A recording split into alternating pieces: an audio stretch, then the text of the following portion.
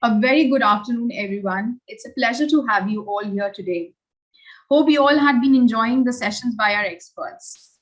Now, as Sanjana mentioned, our next session is on institutional fundraising and its varied nuances. And we are delighted to have our very own Yogita Verma for the session.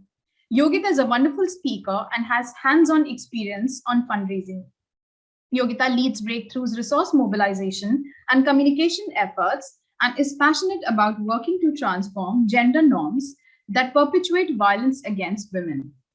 Prior to Breakthrough, she headed resource mobilization at CRY, Child Rights in Youth. Yogita is an MBA from the Indian Institute of Management, Calcutta. And before moving to the development sector, she spent close to a decade at Nestle India as a marketing professional. Yogita will talk about the sources of income available to nonprofits, the advantages and disadvantages of retail fundraising, and dwell on how to develop a strategy to raise grant funding, in particular for animal protection organizations. Before we go ahead, I would really request you to put in your questions in the chat box, as we would love to address those after Yogita's presentation. A very warm welcome to you, Yogita. Over to you. Thanks so much for that introduction, Chani. I'm just going to dive straight into my presentation. So just give me a second while I share my screen.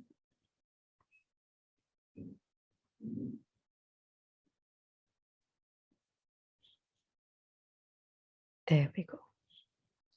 Okay, so what I'm hoping to do over the next 20 minutes or so is really talk about the whole world of fundraising. I know for many of us, fundraising can be quite overwhelming because we have such a plethora of information out there, and everything seems like a great idea. How does one decide, which way one goes, on what path one chooses for fundraising? And I hope that over the next 20 minutes, I'm able to help you at least get some idea about this. I think one of the big questions that many of us have is, how do I decide which type of funding to go after? Is it institutional? Is it HNI? Do I do crowdfunding? And most organizations, while you tend to have a diversified portfolio, and it's a good idea to use multiple sources of funding, but you also always have one main source of funding which gives you the bulk of your funds. And how do you choose that is really comes down to two basic questions.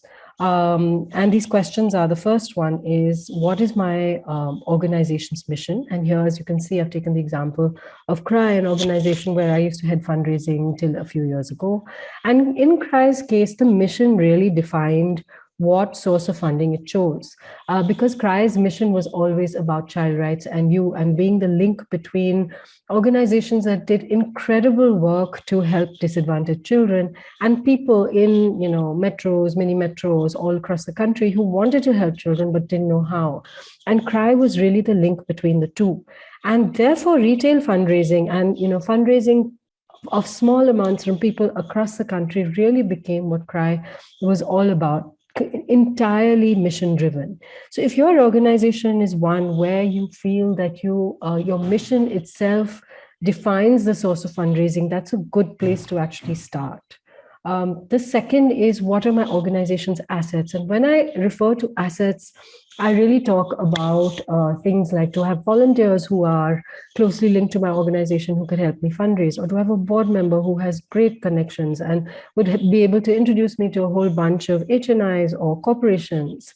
Do I have somebody in my organization who understands the corporate sector really well and has connections? Can I use that person to drive corporate fundraising? So these are all different aspects. And what I would urge you to do is actually, as a team, come down, prepare before the meeting, and sit down and actually map out what are your organization's assets. And you'd be amazed at how much you find is possible once you're clear what your strengths are. I have two examples here. The first one is Erica's fabulous organization, Animal Aid, which we all love so much. And when Erica and her family founded Animal Aid, they came to India with a couple of things. Now, I think one of the big things was its international network. And I think Erica was mentioning to me that the bulk of Animal Aid's funding comes from small donations that they receive from donors all across the world who love animals. And I think While a lot of us know people who love animals, in Erica's case, her specific skill to tell stories the way she does. And if you go onto their social media handles, you go to the Instagram page, and you see some of the amazing videos where they take every animal and highlight the amazing stories of transformation, as well as the individual, like, endearing qualities and characteristics of these animals. It's almost impossible not to donate to the organization because such inspirational work. Yeah, so storytelling in their case is a really big asset. And I know Erica was talking about how she spends hours and hours writing to every donor who sends her a check, just thanking them and giving them updates about the work they do. So people stay very strongly connected to animal aid and feel like part of the family. The second example is Friendicos. And Friendicos, as we know, a couple of years ago threatened to shut down in Delhi. And because they weren't receiving the money from the MCD, which is the municipal corporation. They weren't originally retail funded. They didn't have a payment gateway. They didn't have any retail fundraising sources.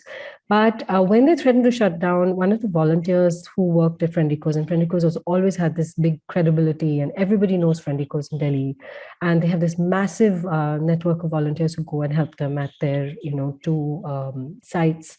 And one of the volunteers actually said, let me set up a crowdfunding page on BitGiving. And BitGiving shut down now, but they set it up then. And I think she set a target of about 10 lakhs. I think they covered that 10 lakhs in 2 days because people were so overwhelmed with the thought of, Friendico shutting down. It's such an organization that's so dear to them. I remember my son, his birthday was coming up, and he actually raised 25,000 from, not taking gifts from anybody, but saying, can you donate to Friendico, my favorite organization? And then he went online and donated, made me donate on his behalf. So I think what Friendicos did, or the volunteer did very well, was to leverage this amazing local credibility and reputation that they had in Delhi NCR. And if you look at their website today, you'll see that they have a full-fledged payment gateway page. It's both international as well as Indian. You can see that they've clearly progressed a lot from the days when the only way you could donate to them was through a online bank transfer. And really, that was a realization that their entire network and their credibility with people in the city and the kind of goodwill they generated got them so much funding when they required it. They actually met their target of 10 lakh in 2 days and raised, I think, about 80 lakhs over the entire course of that 3-week campaign. So there's a lot been said about retail fundraising, and retail fundraising is a great source of funding because it's unrestricted, you involve a lot of people, it gives you a lot of energy, but it's also one of the most challenging sources of fundraising because it requires a lot of investment upfront. It requires you to be able to balance the cost of fundraising and ensuring that you have enough surplus. But there are also times when retail fundraising is a good idea, and I thought I'd highlight some of those, particularly for smaller organizations who may not have a large pool of funds. Retail fundraising can be a good idea in some cases or some instances. And these are when you have a large circle of volunteers, like the case of Friendicos, if you have a volunteer who can help you crowdfund, or each of them reaches out to their network of volunteers, their other friends and family. You can create a whole series of fundraising pages. So for example, I think Cry raised about 50 lakhs a couple of years ago, just using their volunteers. And they have a network of about 3,500 volunteers who are active across the country. So volunteers can be a big source of funding. The second is when you have strong local community support. And I was speaking with someone on a panel on fundraising, and he mentioned that he knew a small organization in Tamil Nadu, which was basically an organization that worked in a particular community. And this organization actually managed to ask people for 1 rupee each every day.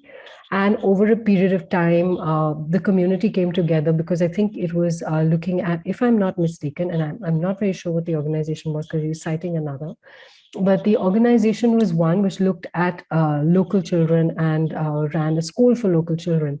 And they actually raised 1 rupee from everybody in the community every single day, and over a period of time raised enough money to cover their costs. So when you have such strong credibility and people know that your work is good, then similar to the Friendicos example, then you should definitely look at retail fundraising. If you're in an emergency or a disaster and you want to fundraise in a crisis, that's a really great case. And this usually tends to be a situation where you don't spend a lot of money. So for example, during the first wave of COVID, a friend of mine and I decided that when the migrant crisis happened, we really wanted to do something. We were really deeply upset and we were overwhelmed. So we said, let's just raise funds for dry rations and then find a way to distribute it in Delhi. And between the two of us, just the two of us, we raised 20 lakh rupees and managed to reach rations to 6,000 families in Delhi. And this is not because we have a lot of funds or we have a lot of experience. It's just we used every network and our networks used other networks. And I think because people were so overwhelmed and they didn't know how to help, and here's someone who's willing to kind of go that extra mile and make sure it reaches families. I received funds from friends I had not, friends from college whom I had not spoken with in 20 years. So suddenly turned up and sent me money because I just put it on all my social media handles, on WhatsApp and etc. So it was quite inspiring to see how much we raised and how much we were able to do with just our own networks. If perchance you come across an HNI donor, a high net worth donor, or an institutional donor who's willing to give you startup seed funding for putting in place a large retail kind of machinery, definitely sees that, because acquisition of new donors through telecalling, through face-to-face costs a lot of money and it takes a while before you see returns. So if you can get that initial investment, then definitely go for retail fundraising. But the caveat here is you should be willing to wait for a few years before you get a steady stream of income, because retail fundraising takes 3 to 5 years to build up, and then the returns are like, they keep coming and it's all unrestricted. So it's great. But that initial period is very difficult and can often be very, very disheartening because you don't see returns. You send out your face-to-face teams and they don't come back with the kind of incomes that you had anticipated, even though you're spending money on salaries and transport and things like that. Also, if you have great digital media capabilities, if you're good at storytelling. So the organization that I work with right now, Breakthrough, which works on violence against women, one of the things we've always been good at is media, and Breakthrough has always been known for its digital media and its media work. So we've leveraged that and used it a lot for our social media outreach and raise a lot of funds through digital media now. And that's clearly coming from a strength of the organization, existing strength. Finally, moving to institutional fundraising, which, as per the brief given to me by the FIAPO team, was what I should focus on. So I'm going to dive right into this. Institutional fundraising, while there's been a lot of talk about how institutional fundraising is drying up in India, foundations are not giving a lot of money. But India, as per a 2018 study by the OECD, India was the largest destination of international philanthropic funding, raising USD $1.2 billion between 2013 and 2015. While this seems a little bit dated, I think the trend continues that we are highly reliant on international philanthropic funding. Of course, Indian sources of funding are much larger today, but one cannot ignore this. Also looking at domestic family philanthropy, which is primarily foundations, they donated 4,000 crores in 2020 alone. And I think this number does not cover Azim Premji's 1,000 crores, which he donated during the COVID crisis through the Azim Premji Foundation. So that's USD 550 million, to give you a sense, in 1 year alone.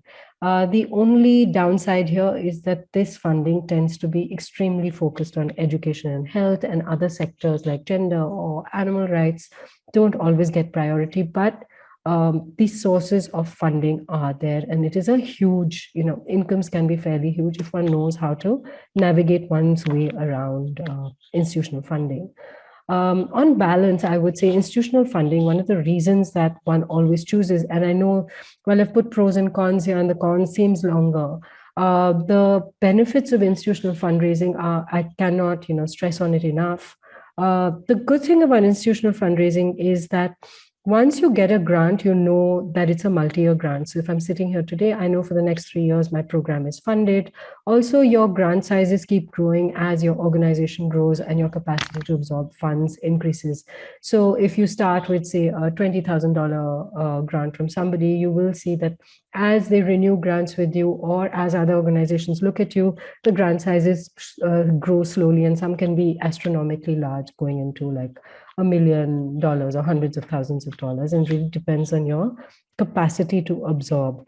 But grant funders will always look at your organization and say, what's your current budget? What are you capable of absorbing? And while there may be like a 10% deviation from your current capacity to absorb, it's not going to, like, if your current, income sits at, say, 1 crore, they're not going to give you 5 crore rupees from day one.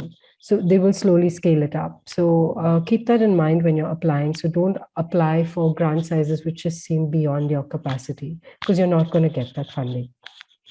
The cons, of course, are that it's restricted funding, so you can only use it for the funds for the specific line items that you've asked for. However, I think one of the things you can do for this is be quite clever in how you build your budgets and make sure that you have enough line items that give you latitude, like organizational overheads or personnel costs. Now, personnel costs you can use both as program as well as overhead. So how you design that budget also gives you a lot of latitude in how you're able to spend, and it gives you a little more freedom. If you really minutely define the budget to its last level by line item, you will really struggle later. It's very difficult to stick to, and you'll be constantly asking for reallocation. So try and keep your budget line items, clubbed over a large number of aspects. So all personnel clubbed together, so you're given latitude to actually spend it where you want. Programs in big buckets, so you're able to again spend it where you want, and not defined by research this much or shelter costs this much. So as a caveat. The other con is that FCRA is so challenging, and as we know, foreign funding is like, there's so many eyebrows raised about it. So that continues to be a challenge, though I think a lot of people are getting renewals right now. So we have to see how that goes. Reporting can be extremely tedious. So you usually need either a person or a team that carries this out and does it well, because reporting really defines whether your renewals will come in the future. And one last con is that sometimes institutional funding can lead to a mission drift, as you often need to fit your program to meet funder needs. And what this means is, if a funder is extremely focused on a specific area, so for example, if they want you to work only on farmed animals and you're working on companion animals, you may start working on farmed animals. But you have to be careful that the funding that you get in is actually for the mission that you've chosen and not what the funder wants. So this really depends on you. So the mission drift happens if you are not careful about it. So it's just something to keep an eye on. I have 6 simple recommendations to grow institutional fundraising, and then we can go into discussion. And these are fairly straightforward, and some of them seem commonsensical, but I'll start. So the first is that if you're looking at institutional fundraising, I cannot stress enough the need to research. So the way I would start, and if you're new to institutional fundraising and you have, say, an FCRA license, if you don't have an FCRA license, then you do this for Indian foundations, but then the share of pie goes down. But the first thing you do is research foundations out there. And when I say research, it's not that, they just, do work on animal rights. You also look at whom have they funded in the past. Go to other organizations like your own and find who are their funders. Then go to those funders, look at who are the key people there. Where have those people worked in the past? What are their specific priorities? Read their annual reports. Understand specific words that work for them. What are the specific areas of interest? And then come out with a final list of, say, 20, 30 funders who really fit with you. And when you say they fit with you, make sure that you're able to say which program for which funder. So you're very, very clear that you're a good fit for this funder before you start approaching them. But this time spent on research, and if you don't have a fundraising team, then ask a volunteer and intern. But please do an in-depth, study of the entire fundraising landscape here before you start reaching out to people. Because the worst thing to do is to reach out to funders and find, oh, but you're not a fit for us. You're just wasting time. What this does is it kind of increases your chance of success, and also keeps you very focused on a few really high probability funders in your plans. The second is really know this donor. So once you know that, these are your 20 key foundations that you're going to target for the year, work off the research really carefully. Identify the people in the foundation whom you could connect with. So for example, if there are three board members there, or the program manager in the foundation is somebody who's worked in India, or somebody who has, in the past worked in an organization that's funded, organizations in India, reach out to those organizations, ask for an introduction, ask your board if they know people there.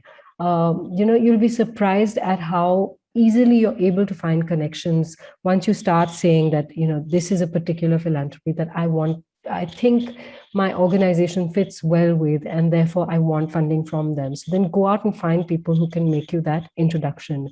A cold letter of intent is it's a good idea to do it. But if you are able to get a meeting through a contact, that always makes it a lot better. And I cannot stress enough again how persistence pays in the case of outreach. Send your cold LOIs, use personal introductions, inbox people on LinkedIn. Most importantly, get that first meeting. Don't just answer a call for proposal, because if you're just, sending, like if there's an open call for proposals and you're one in 100 organizations that are applying, they will always go with the one which they've heard about or they have some familiarity with. So just persist, but try and get a meeting before you send out a proposal to them. Next is, before you even start sending a proposal or working on the proposal, make sure you have enough evidence in your work. This is something that is, the need for this is only growing, particularly as the whole effective altruism movement has increased. And what that means is you should be able to demonstrate impact of every rupee spent. You should have enough research and evidence to show that my work has some sort of consequence. This sometimes could be an external evaluation or a researcher, or it could just be getting 2 interns who do a study on your work. Say these many, animals we were able to reach out to impact them, these many livelihoods saved. This is the sort of, a return on investment that you would get. Make it as tangible as possible. The more you speak in generics, the less the chance you will have of having any impact, because everybody's looking at, if I have $1, how is that going to convert in returns? And really, I cannot stress the need for evidence enough. When you send updates, again, send as measurable, as tangible an evidence as you can. I would also invest in a good proposal writer. If you yourselves are not confident of this, then get training done for your team or for yourselves, or get somebody who can freelance for you, get an intern to write for you. But writing proposals is a skill, and a well-written proposal makes all the difference. Please remember that most foundations received hundreds of proposals from all sorts of organizations across the world. And if you're to have any kind of impact or any chance of getting funding, a proposal that is concise, which makes the point as quickly as possible, that leans heavily on evidence, which gives a clear outline of program and gives them a sense of confidence, that's when you're going to really get funding against this. So yeah, can't stress this enough again.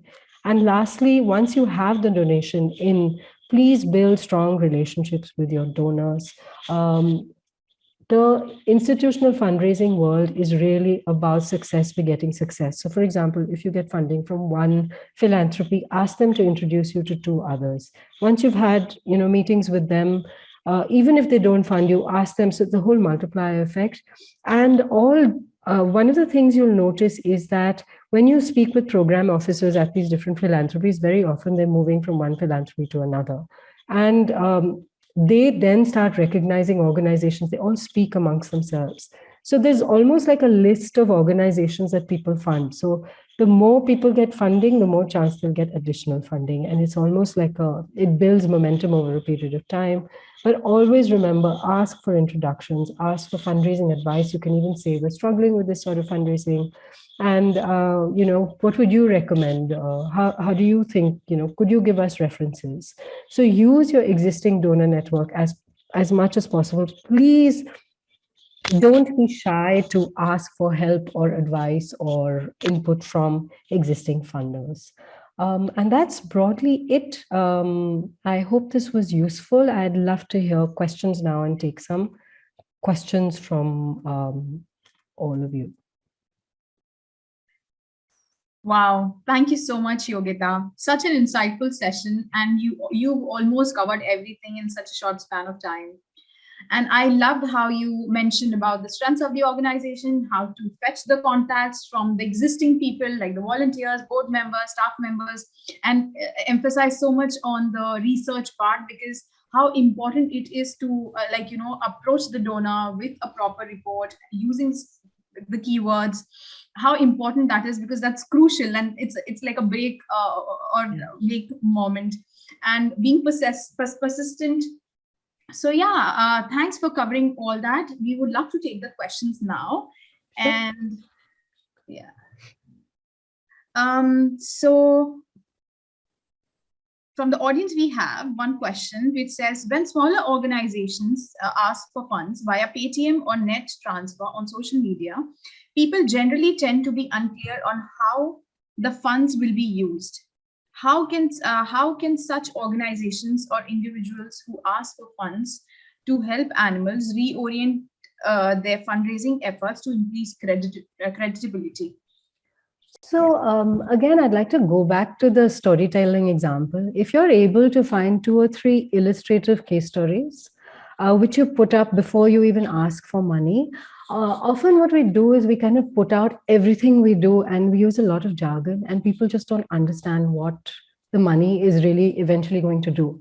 If you're able to illustrate it in very simple words through a bunch of case stories. So again, I'd urge you to go and look at Animal Aid's Instagram handle and just see the way they talk about the work that's done. And it's very, very clear that at that shelter, they invest hugely in, medical aid, in a rescue team. You can look at the facility. You feel a lot of joy when you look at the facility, because you realize that, animals are really loved and well looked after at that shelter.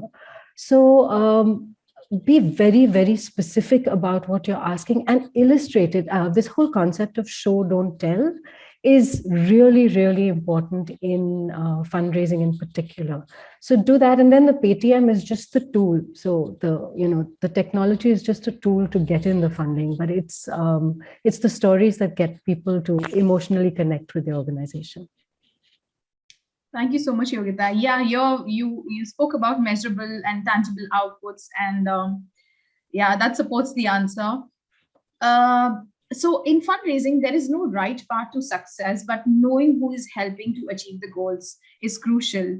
And in that case, how to prioritize the database, and if in that case it is too diverse, so how can one be focused and like they do the time management? Any tips on that? And you always speak about time management. So is this like for individuals, a database of individuals you're speaking about, Chani? Yeah, and there's so much like crowdfunding and so many campaigns running. So how one can focus their time? So there's a little bit of science which kind of gets attached to this. And one of the things you need to do is to kind of segment your donor base. So don't treat all donors as the same. And one of the things we've done very effectively at CRY is we used to run this segmentation, which we used, which was called recency, frequency, monetary value, and which said that donors who donate very frequently, donors who've donated to you recently, and in our case, recency used to be in the past year, frequency would be more than once, and monetary value, who've donated a value more than maybe 2,000 rupees, depending on what your average donation size is. Those donors fall into a particular bucket that you prioritize. And those ones are the ones you kind of reach out to most often, whom you build stronger relations with. You have a team dedicated to them. The others, you would then, you kind of have a communication calendar over the year where you would have different touch points with them. But what's most important is to really be very, very clear that That whole 80-20 principle, where are 80% of my funds coming from? Usually it's from 20% of the donors. You should be able to identify those 20% who are most valuable and build really, really strong relations with them while being really grateful and thankful to the entire donor base. Thank you so much. I mean, as you mentioned that with the current state of FCRA and a lot of interventions and, so it has been quite challenging for a lot of organizations. I mean, how to make this switch from if the organizations were completely based on institutional or international funding, and now they are struggling to kind of, switch their focus onto domestic fundraising and donors. How would you, I mean, what would be the tips to make it seamless? So if you're reliant hugely on institutional fundraising from overseas, then that's a kind of way that you've gotten used to having large grant money. And I would then not go the retail way at all. I would actually say retail takes a long time and you want to bridge, gaps that you have in your funding right now. And instead, what I would do is really look at both Indian philanthropies, big Indian HNI. So for example, people know that Ratan Tata is really passionate about animals. So there are other HNIs who have in the past talked about, philanthropists who've talked about their love for animals, really find them, identify them. Also look at Indian corporations. And again, I think it's the same. Unfortunately, there are no shortcuts to this, Chani, but it's again the same thing. Go back to your assets, say within domestic fundraising, what is it that I really have as a strength? Again, do I have volunteers? Are my board members able to help me with outreach? Are there a few companies that have been advertising a lot about their work with animals in the past? Is there a way I can reach them? Do I have friends who know people there? It's really about going back and doing there's no quick fix answer here. It's actually about going back to basics and reworking and saying, okay, this strategy is now, foreign funding is not working for me right now. Therefore, for domestic, these are the sources. I would really caveat that retail not be used in a kind of long-term scenario where you're not sure where your FCRA funding is coming from and you want to start retail. You can start it if you have some seed funding, but it's not going to give you returns for 3 years, 4 years. So really focus on high net worth individuals in India, philanthropists or foundations in India. And there are many small foundations which will also give money, and then corporations. So that kind of landscape. Yeah, thank you so much. Do you have any pointers for small animal shelters and how they can build a diversified pool of funds? So for small shelters, I'm not so sure whether diversification is the most critical thing or it's to find a community of people and organizations that are interested in them. And really being able to tell the story of why they exist and, what they do for the local community. So usually when it's a really small shelter, like a really, in a particular locality or a community, then the community itself recognizes the work and the community might be able to fund you, or significant people within the community around the shelter may be able to fund you.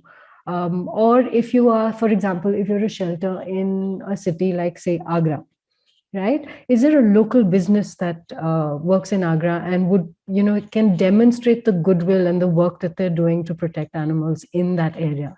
So really, for smaller shelters, I'd say look at local assets and say, what is it around me already? Because, one of the big difficulties a lot of rights-based organizations, a lot of larger organizations have is to show evidence. And the beauty of a shelter or a smaller organization is you can tangibly show the work. And if you can bring people in, demonstrate, do a day when you call in, ask your volunteers to come in, do a day where you call in people to come and see the work, and then brainstorm with them about how to fundraise. Ingrid, who heads CSIP, always says, if you want money, you ask for advice. If you want advice, ask for money. So, you go to local people who are influential and ask them for advice on fundraising for your shelter. And you'll be surprised the kind of, contacts they open up with you for fundraising or even give you money themselves. So I think really, really demonstrate your work as effectively as possible and use your local kind of community assets as much as you can. Yeah, and remember that you use the quote. You quoted an example like how Erica is like, she writes Yeah. personal emails, and like, storytelling plays a very important part in fundraising. Great. Um, so, our audience, somebody from the audience had asked that, there's so many crowdfunding options are available these days, and there's so many organizations, NGOs, they have their campaigns running. So there are people, individuals who are struggling for funds, and when they put their campaigns, it somehow is not showcase that way, or maybe they don't know they like exactly how to like come in, like be highlighted. So in that case, what would you suggest to run a successful campaign? Okay, so crowdfunding platforms themselves. So while you work with the platform, it's not like the platform is going to highlight you. It's just a tool for you to use as fundraising. The way you highlight a crowdfunding platform is through your networks. So usually the best way to do any kind of crowdfunding is to get a strong offline base of volunteers. So even if it's 5, 10, 20 people who then go on their social media handles and talk about the crowdfunding platform and drive traffic to their particular page saying, this is my personal target. Can you help me raise like 10,000 rupees or 20,000 or 1 lakh or whatever the value is? The crowdfunding platform will never highlight you specifically differently from others. It's very, very rare. And there's nothing in it for them, honestly. Why would they do it? But they offer you the technology and the space to really put yourself out there. So again, finding your network of either existing donors, use your existing donor base, saying, donors help me get other donors, and say, you've been donating to us for this really long time. We're now running this crowdfunding campaign. Can you share it on your social media platforms? Can you give me 3 names that I can call up and then ask them to donate to the crowdfunding activity? So yeah, use the platform more for its technology than for its ability to highlight your cause. Yeah, I would really say that. And there was one more thought which came into my mind, but it's popped out. So when it comes back, I will come back to it. Thank you so much, Yogita. Yeah, and also when we are meeting the major donors or high net worth donors, how to first crack that meeting, like when you mentioned about having the first meeting is important. What are the do's and don'ts, and like sometimes it can get overwhelming if you carry too many information, too much of information, and like brochures and leaflets. So how to select like what information to carry in that meeting, and how to kind of conduct the meeting, what are the do's and don'ts and tips? Sure. So again, I think if you're going in to meet a major donor, please make sure you've done a full study on this person. You've checked their LinkedIn pages, you've checked their social media. I'm sorry, it sounds very much like you stalked them, but check their social media handles. Understand who this person is, what their passion points are, what they hate. There's so much information about people available online. So you already know whom you're meeting, rather than going in cold and saying, okay, this person really hates conversations about, say, veganism, but would rather, work with companion animals. So be very clear what you're going in for. And once you know that, I think go in again with a mix of head and heart. And fundraising is always about both head and heart. So there must be a very tangible, measurable benefit that you get, because when the person's giving money, they must be very, very clear what they're giving money for. But there must also be a very strong emotional pull. And so much about making a donation is about the personal gratification that a donor gets, right? About the sense of, clinically or scientifically, it's been proven that you get a dopamine hit when you you donate, because you feel so good. You feel like you're contributing. Remember that when you're in that meeting, talk about, the joy of giving. Also be very, very conscious of what would make that person happy. Acknowledge the person, champion them in your conversation. Say, I've read this about you. We were so, amazed by how you've done this work in the past.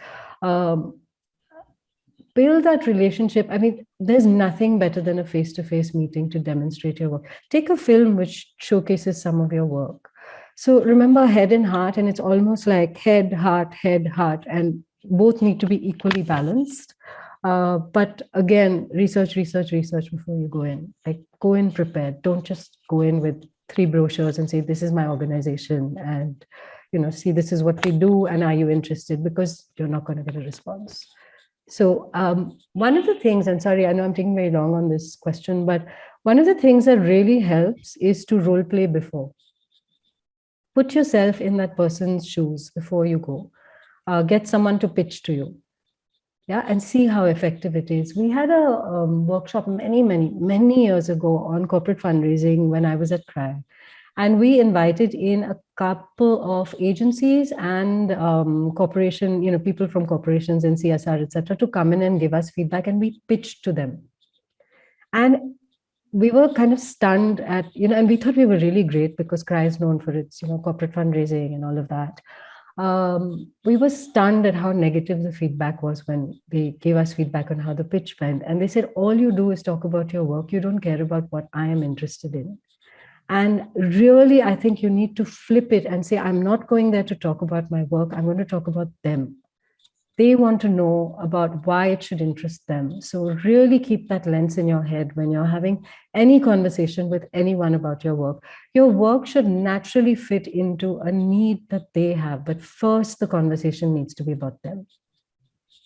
Yeah.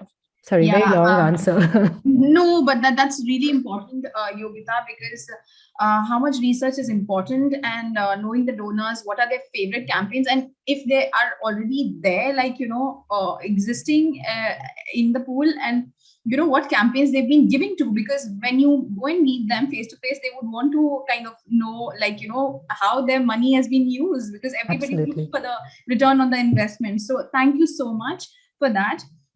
Okay, so we have a question on effective proposal writing. As you mentioned, it's a skill. And it should be concise and precise. What else would you like to share? So proposal writing, I think the biggest thing about proposal writing is, first, when you read the proposal prompts, the questions that are asked, please understand them and go online and figure out what it means. So usually you have like 4 or 5 questions, which are, and then the budget and your team and all of that. But there'll be 4 or 5 very key questions that any proposal, like open proposal, will ask you for. And before you even start writing, what you should do is go onto this foundation's website and understand what those questions mean. Why are they asking them? And then be very clear that when you're writing, you're tailor-making your responses to what they want to hear. And I talked about this earlier as well when I was presenting, that what are the keywords they like to hear? What are the repeated, and websites are they're very transparent. People put out what they want to fund. And yet we always go and we write what we would like funding for, as opposed to saying, this is what we do and this is how it fits with what you have put out there. So it's like the questions they ask are not as simple as just a question you write something. It's more about how would you write it from what they would like to hear without letting your mission drift. That's the caveat always. But respond in a manner, again, put yourself in the funder's shoes, respond in a manner that the other person would want to hear you, and you answer the questions, that they are seeking to really get responses to. Yeah. Thank you so much. So we've seen that we have been, and also because of the pandemic, we've seen that, the community animals had been suffering and they don't get, enough food. So in that case, we get a lot of requests wherein, the individuals who had been taking care of these community animals, and they do not have enough resources now, because most of the people, they're struggling with their own jobs and lost their jobs and payoffs and stuff. So like, how do they get the help, So these are small amounts of funding, and this is something that I would use crowdfunding for. I would ask them all to set up their own pages. Ask, FIAPO can help by, for example, putting it on their social media handles. again, they should use their networks of friends and family and put it out there, because often people don't even know that you're doing this for animals. It's just something you do. I feed like lots and lots of animals around my area, all the dogs around my area. And I understand that, there are a lot of people who say that, it's so expensive, etc. I'm not, other people in the community. Others don't know that you're struggling for funds. They don't know that you could help. There are enough people who would help if you just reach out. Uncles, aunts, family friends, college friends, things like that. If you're a student, putting up a poster or use your own social media handles as a network. Don't, sit and say, oh my God, I don't have funds. Start a crowdfunder. Take photos and small videos. Everybody's so great at video editing these days. Take small videos of these animals, give them names, which I'm sure you already have for them. Talk about the joy of making sure that they're healthy and well looked after, what it means, for you personally and also for the animal. And start your own little fundraising kind of program, and you'll be surprised at how much people respond to a personal plea, because the credibility is already there. I trust you as a friend. I know you'll use my money well. So use that. Wow. Yeah. So this is really like that example of the migrants, which I'd given earlier. I really did not think that we would raise that kind of funds. All we did was on WhatsApp, we sent it out to every single person we knew. On Facebook, on Instagram, we put out this thing of, this is what we're trying to do. We've got contacts, with the Delhi police. They're going to help us ensure that the food reaches the families that need it most. I was amazed at how many people reached out. And then people who asked their moms who asked their friends, it was like this almost, this momentum that just kept building. And there were just two of us. Yeah. So there's a lot that people can do if they set their minds to it. Thank you so much, Yogita. Okay, so somebody has asked that if since CSR, so much of fund is available, but people do not know exactly where they can look for the companies and corporates, and they are also looking for the NGOs. So if there is any platform, any websites wherein people can go and look for these corporates having funds for specific, cause. So can you share something on that? So there's the Darpan platform. There's, you can also look on the National Stock Exchange, which are the top companies over there, because the companies that are most profitable are the ones which have the biggest CSR budget. The other way to do it is to, look at marketing campaigns and see which ones have actually featured animals or look like, again, Google searches on, companies that have donated to animal rights organizations. So there are a whole bunch of these, but there are also databases like, I'm forgetting the name of this, but I know the Darpan platform has a big database of companies. I think you just need to Google it. It's not that difficult to find a list of companies. I think the more tricky bit is finding which company fits you more rather than getting the list. Once you have a larger laundry list of, say, these are the more profitable companies, and I would really say go to the National Stock Exchange, or the top, say, 100 companies on the stock exchange, and use that, work off that list to see whom have they given CSR to. They have to right now give out a CSR report by law. Go to their websites, download the CSR report, and see whom they're donating to. Again, unfortunately, no shortcuts. You have to do the research to know, whom are people giving money to. Yeah. Okay, so because of the pandemic, we haven't been able to meet our donors face to face, which played a really important part earlier, like, updating them and carrying the victory reports or stuff that, to showcase the work. In that case, also fundraisers for some of the organizations, the annual fundraisers played a very important role, but we haven't been able to do that. And with a lot of virtual fatigue and everything going digital, what are the ways that people can still kind of organize events in less cost and kind of still be in touch with the donors? So before I go into events, one of the things I'd really like to say is the old-fashioned letter writing never goes out of, fashion. Like just handwritten letters, which with photos, which talk about, the work that's been done, particularly to people who've been involved with you for a while. Nothing can be better than a small card with a photo which talks about the work. If you want to build relations, and in many ways, it gives a much warmer thing than saying, okay, here's an email with, a video or whatever, because it's just so much more personal. Somebody sat down and written it and all of that. So that's one. The other is, you'll be surprised at how effective online events can be. And like IFA is one case in point, but we did, like for Breakthrough, we've done 2 or 3 events this year, and they've all been online and all for high net worth individuals. And we kept thinking there'll be fatigue, but we've innovated a lot in the event format. So, and I think, Chani, we've spoken about this before, but the first one was an art auction where we got, a whole bunch of artists to donate, like either their serigraphs or, their paintings, etc., at discounted, either like entirely donate or at very discounted rates. And we got people to, and we did like this lottery, this art kind of lottery.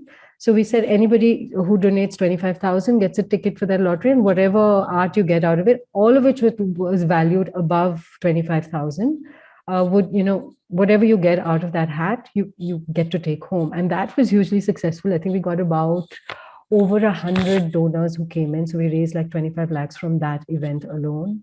The other we done recently was something called Chain of Action. And Chain of Action was basically, we got 5 of our high net worth donors as patrons in different cities. And we asked each of them to bring in 5 other friends or 6 other friends who would donate 1 lakh to us. Those friends were to tag one more friend who would give 1 lakh. We raised over 4 weeks, 50 lakh rupees like this. And it started with just 5 people, who had given us about maybe 50,000 or a lakh earlier. So and this was all done online through social media. There was zero cost actually. It was just those 5 donors who said, we'll come together and we'll help you. So I think don't stop ideating, and we fail 100 times, right? But if you stop trying, then you will anyhow fail. So just keep innovating. You initially when we would ask for high net worth individual events, we would ask for say 10,000 rupees.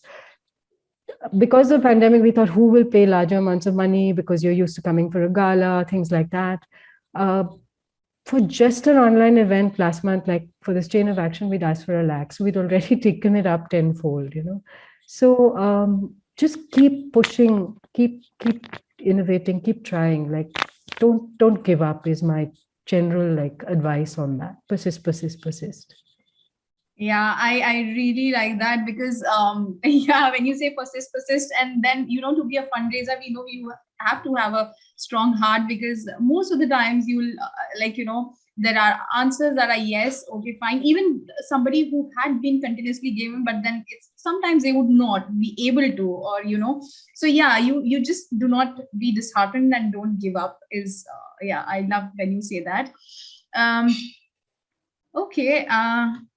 Anything else you would from your side would want to add? Yeah, I think just one last thing. I know we're almost at time, but just one last thing is that remember to thank your donors. Yeah, everybody has hard-earned money that, and when they give money, they give it as an act of faith and an act of love, right? And you have to respond in the same manner. It's not a transaction. And I find more and more fundraising has become so transactional. And look at what people are doing. They're taking money that they earn and, which they could spend on their own friends, their own family, their own needs. And instead they choose to fund you, whatever amount. And the amount doesn't matter. I think the gratitude needs to be the same across, whether it's $100 or many lakhs. So while you segment, I think the gratitude needs to be universal, and know your donors, learn to talk to them and really appreciate them. They're not just sources of funds. They're living, breathing people with families and, needs. And remember that when you're engaging with them, it's not just one stock emailer which goes out to everyone and you wait for the money to come in. But it's actually about saying, how do I build this community of people that I care about, that in turn cares about the work I do? And I think that is really where the magic happens. That's when, you see the best results. So thank you letters are the best way to engaged donors, really thank them from the heart, and not just some stock stuff that one, writes to everybody, but try and personalize.